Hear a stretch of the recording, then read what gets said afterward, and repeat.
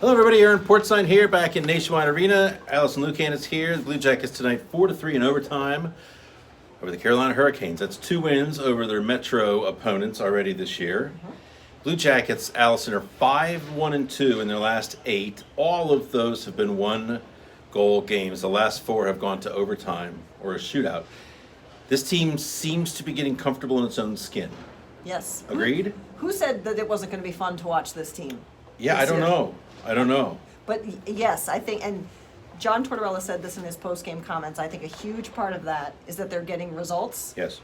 playing the way that they're being asked to play. Right, exactly. And you have to think back. I said 5-1-2 in their last 8. That's because they were 0-2 in their first 2. And after those first 2 games, you're going, wait, where is this going? Because the first game, I don't think they were awful against Toronto in that first game, but they kind of did what they exactly don't want to do, where they kind of became unglued. And they just completely unfrazzled Pittsburgh. Since then, they've really kept it together. They're playing to their identity and winning games through the way that I think we all thought they would need to play to win. Yunus Korpisalo has been really, really good. He was great at times tonight when he needed to be. Some guys are starting to emerge who have been sort of secondary offensive guys.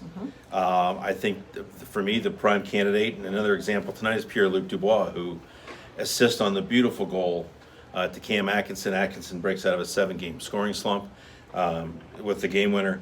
Pierre-Luc Dubois created that goal, did most of the work on that goal. He's just been really good now for maybe since the start of the season. Cam Atkinson called him a moose Yes. in an excessively complimentary Yes. way. And, I don't think this is a spoiler, but something I'll be watching all season is Pierre-Luc Dubois, because he's the only player on this team who only ever played with Artemi Panarin, and no one else. Interesting. So what does his journey tell us Yes. about the ability to have impact with and without that player? Yes. And he has just been a force. Yeah. I mean, he looks 7 feet tall. Right. He looks massive, big, Moose-like. moose-like. Yes. But yes, I mean, noticeable and also with talent and intention. Yeah. I think back to the goal against Austin Matthews, basically. Yes, I mean, right. forget Frederick Anderson. Sure. But I mean, Right. he has stepped up his game. Yeah, and the one thing we wondered, I think, when Panarin left, is what would become of Cam. But you also have a track record of Cam to say, well, he has scored 30-plus goals before Artemi Panarin's name even arrived on the Blue Jackets roster. The question, for me, the bigger question was Dubois. And the answer was he's going to have to be carrying the puck more. Yeah. And now I think we're seeing that that's okay. It looks differently. They're not Panarin-type goals, but he just sheds people. I mean, it's like people just... It reminds me of Earl Campbell running in the 70s, where people coming in with all of their gusto and just boom, and just shed right off, and nothing moves with the player. He's been doing that for a while now, and he's starting to see results with that. Ryan Murray, a 2-point night tonight. And we go back to that first period. Blue Jackets score first. Texier has a beautiful goal off a 4-on-1 rush. You don't see those very That's often. right. And Assist then by Bemstrom. yeah, great look by him. And then the Blue Jackets, you could almost hear like Benny Hill music playing in the background. Murray breaks a stick trying to clear the puck, and 3 seconds later it's 1-1. Yep. Sonny Milano literally steps on a puck, blows a tire, puck turns over. He had an easy clear in front of him. And then next thing you know, boom, boom. Was that the 2-1 goal? That was the 2-1 goal. Yep. And then before too long, it's 3-1 after the end of the first period. You're thinking, boy, where is this going? Yeah. Well, Murray scores the goal to make it 3-2 Yep. redemption. Yep. Although he didn't, it's not his. It wasn't his fault. Yes, it's this bad stick. And then Milano scores the 3-3 goal. Yeah. A beautiful goal. Oh. And so those two guys that sort of played a part, if it's their fault or not, in the first period, are the guys that get rewarded Right. to help bring this thing back even. Right, and I think too, it was the only goal that concerned me was the 3-1 goal, because I felt the team maybe lost themselves for a little bit there. There was a little Right. bit of panic, Yeah. but yet those first 2, I mean, what can you do? Right. Right. Right. But and John Tortorella said he did sit Sonny for the rest of the Yeah. first. Yeah. After that, but then brought him back out. Yeah. Because the kid is offensively talented. We're seeing it now. He looks more comfortable. Yeah. Too. So, it's a neat little bookend It is. there that. Yeah. Just keep going. That's right. Keep going. We need the general manager in here to say that.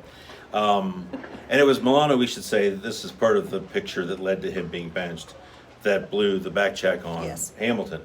Yes. He should have had the guy, he's the high forward there, should have had Hamilton coming out of the zone in what was essentially a breakaway goal, the Canes' first goal. I think we're getting a long look now at Eunice Corpusalo. And for me, and Tom touched on this the other night in Toronto where he was brilliant. Tom was. I mean, no, Eunice was. He looks, as we've been told to expect, that when he gets more playing time, he's going to look smoother. Yep. Less overreactive, less herky-jerky, fewer bad goals. Yep. So far, he's made 8 starts. I think we've seen that, and it's growing.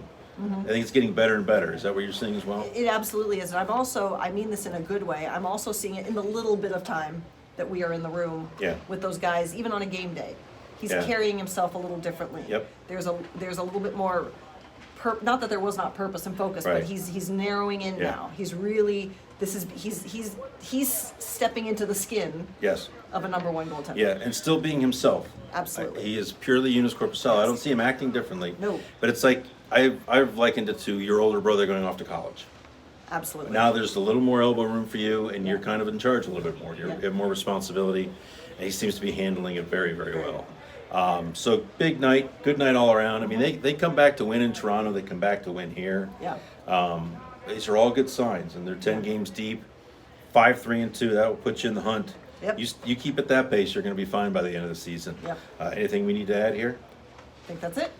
Awesome. Thanks for being with us. Thanks for watching, reading, listening. Another podcast going up tomorrow. Special guest Jody Shelley. Are we allowed to say Spoiler. that? Are we allowed to say that? Spoiler. We'll talk to you soon. Take care.